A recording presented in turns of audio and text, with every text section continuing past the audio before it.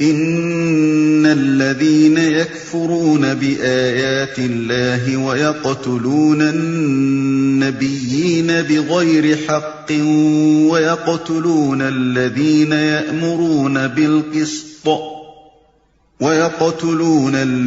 يأمرون بالقسط من الناس فبشرهم بعذاب أليم۔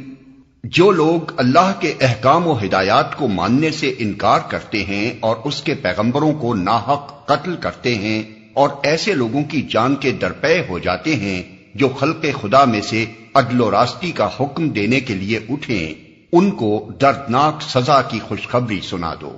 یہ تنزیہ انداز بیان ہے۔ مطلب یہ ہے کہ اپنے جن کرتوتوں پر وہ آج بہت خوش ہیں اور سمجھ رہے ہیں کہ ہم بہت خوب کام کر رہے ہیں، انہیں بتا دو کہ تمہارے ان اعمال کا انجام یہ ہے۔ اولئک الذین حبطت اعمالهم فی الدنیا والآخرة وما لهم من ناصرین۔ یہ وہ لوگ ہیں جن کے اعمال دنیا اور آخرت دونوں میں ضائع ہو گئے اور ان کا مددگار کوئی نہیں ہے۔ یہ وہ لوگ ہیں جن کے اعمال دنیا اور آخرت دونوں میں ضائع ہو گئے، یعنی انہوں نے اپنی قوتیں اور کوششیں ایسی راہ میں صرف کی ہیں جس کا نتیجہ دنیا میں بھی خراب ہے اور آخرت میں بھی خراب ہے، اور ان کا مددگار کوئی نہیں ہے۔ یعنی کوئی طاقت ایسی نہیں ہے جو ان کی اس غلط صحیح و عمل کو سفل بنا سکے یا کم از کم بدانجامی ہی سے بچا سکے۔ جن جن قوتوں پر وہ بھروسہ رکھتے ہیں کہ وہ دنیا میں یا آخرت میں یا دونوں جگہ ان کے کام آئیں گی، ان میں سے فی الواقع کوئی بھی ان کی مددگار ثابت نہ ہوگی۔ أَلَمْ تَرَ إِلَى الَّذِينَ أُوتُوا نَصِيبًا مِنَ الْكِتَابِ يُدْعَوْنَ إِلَى كِتَابِ اللَّهِ لِيَحْكُمَ بَيْنَهُمْ ثُمَّ يَتَوَلَّى فَرِيقٌ مِّنْهُمْ وَهُمْ مُعْرِضُونَ۔ تم نے دیکھا نہیں کہ جن لوگوں کو کتاب کے علم میں سے کچھ حصہ ملا ہے ان کا حال کیا ہے؟ انہیں جب کتاب الہی کی طرف بلایا جاتا ہے تاکہ وہ ان کے درمیان فیصلہ کرے تو ان میں سے ایک فریق اس سے پہلو تہی کرتا ہے اور اس فیصلے کی طرف آنے سے منہ پھیر جاتا ہے۔ انہیں جب کتاب الہی کی طرف بلایا جاتا ہے تاکہ وہ ان کے درمیان فیصلہ کرے،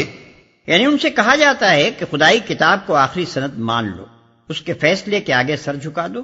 اور جو کچھ اس کی روح سے حق ثابت ہو اسے حق، اور جو اس کی روح سے باطل ثابت ہو اسے باطل تسلیم کر لو۔ واضح رہے کہ اس مقام پر خدا کی کتاب سے مراد تورات و انجیل ہے، اور کتاب کے علم میں سے کچھ حصہ پانے والوں سے مراد یہود و نصارہ کے علماء ہیں۔ ذلك بأنهم قالوا لن تمسنا النار إلا أياما معدودات وغرهم في دينهم ما كانوا يفترون۔ ان کا یہ طرز عمل اس وجہ سے ہے کہ وہ کہتے ہیں آتش دوزخ تو ہمیں مس تک نہ کرے گی، اور اگر دوزخ کی سزا ہم کو ملے گی بھی تو بس چند روز۔ ان کے خود ساختہ عقیدوں نے ان کو اپنے دین کے معاملے میں بڑی غلط فہمیوں میں ڈال رکھا ہے۔ اور اگر دوزخ کی سزا ہم کو ملے گی بھی تو بس چند روز، یعنی یہ لوگ اپنے آپ کو خدا کا چہیتا سمجھ بیٹھے ہیں، یہ اس خیال خام میں مبتلا ہیں کہ ہم خواہ کچھ کریں بہرحال جنت ہماری ہے، ہم اہل ایمان ہیں، ہم فلاں کی اولاد اور فلاں کی امت اور فلاں کے مرید اور فلاں کے دامن گرفتار ہیں، بھلا دوزخ کی کیا مجال کہ ہمیں چھو جائے؟ اور بالفرض اگر ہم دوزخ میں ڈالے بھی گئے تو بس چند روز وہاں رکھے جائیں گے تاکہ گناہوں کی جو علائش لگ گئی ہے وہ صاف ہو جائے، پھر سیدھے جنت میں پہنچا دیے جائیں گے۔ اسی قسم کے خیالات نے ان کو اتنا جری و بے باک بنا دیا ہے کہ وہ سخت سے سخت جرائم کا ارتکاب کر جاتے ہیں، بدترین گناہوں کے مرتکب ہوتے ہیں، کھلم کھلا حق سے انحراف کرتے ہیں، اور ذرا خدا کا خوف ان کے دل میں نہیں آتا۔ فَكَيْفَ إِذَا جَمَعْنَاهُمْ لِيَوْمٍ لَا رَيْبَ فِيهِ وَوُفِّيَتْ كُلُّ نَفْسٍ مَا كَسَبَتْ وَهُمْ لَا يُظْلَمُونَ۔ مگر کیا بنے گی ان پر جب ہم انہیں اس روز جمع کریں گے جس کا آنا یقینی ہے۔ اس روز ہر شخص کو اس کی کمائی کا بدلہ پورا پورا دے دیا جائے گا اور کسی پر ظلم نہ ہوگا۔ قل اللهم مالك الملك تؤتي الملك من تشاء وتنزع الملك ممن تشاء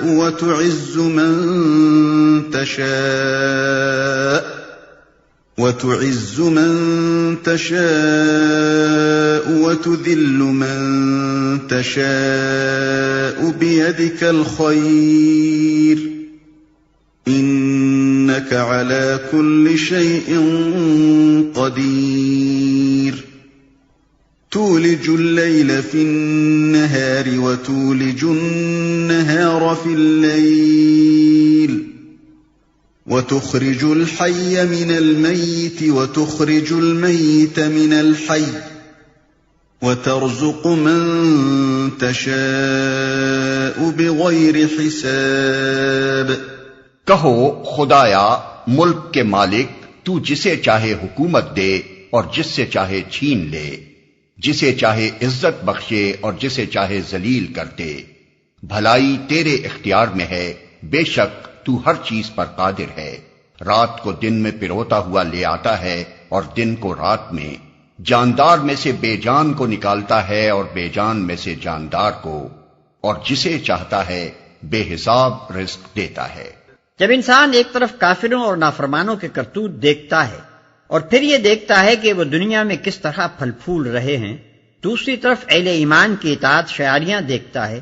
اور پھر ان کو اس فقر و فاقہ اور ان مصائب و آلام کا شکار دیکھتا ہے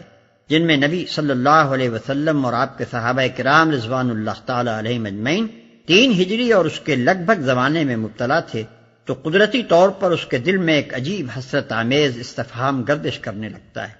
اللہ تعالیٰ نے یہاں اسی استفہام کا جواب دیا ہے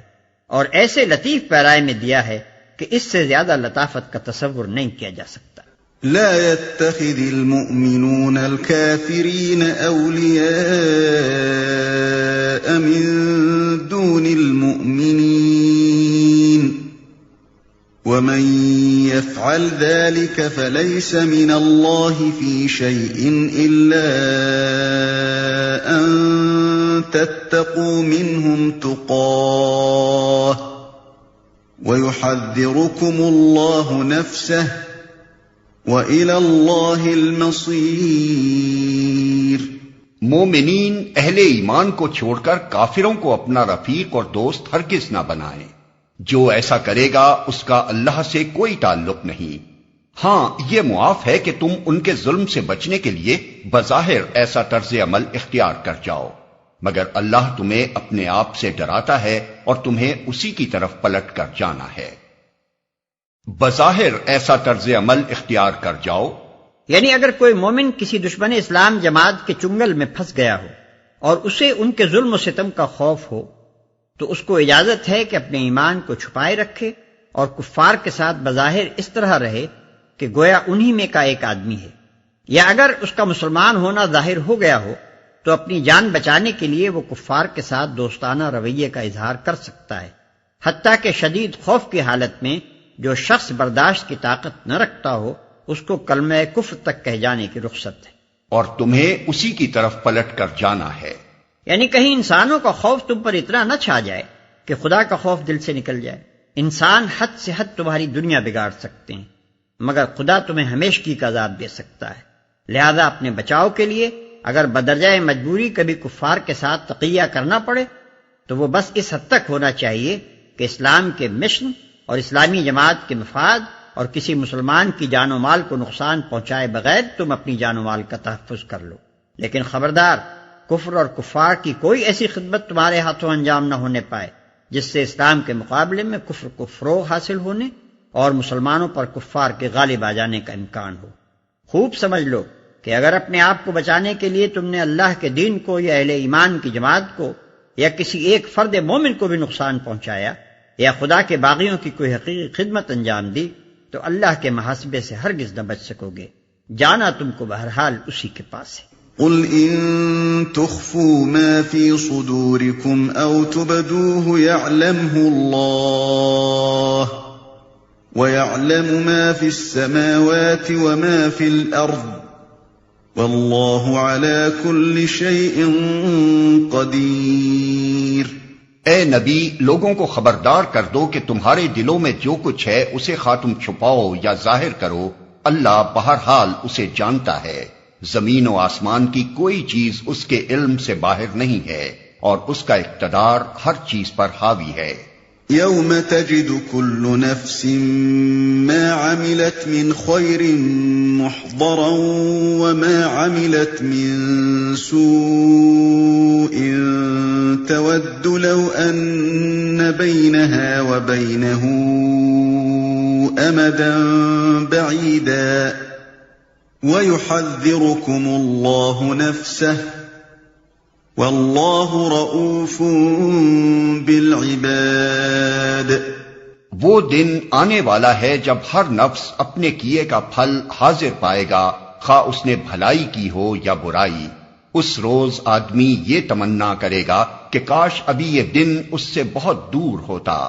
اللہ تمہیں اپنے آپ سے ڈراتا ہے اور وہ اپنے بندوں کا نہایت خیر خواہ ہے۔ یعنی یہ اس کی انتہائی خیرخواہی ہے کہ وہ تمہیں قبل از وقت ایسے اعمال پر متنبع کر رہا ہے جو تمہارے انجام کی خرابی کے موجب ہو سکتے ہیں۔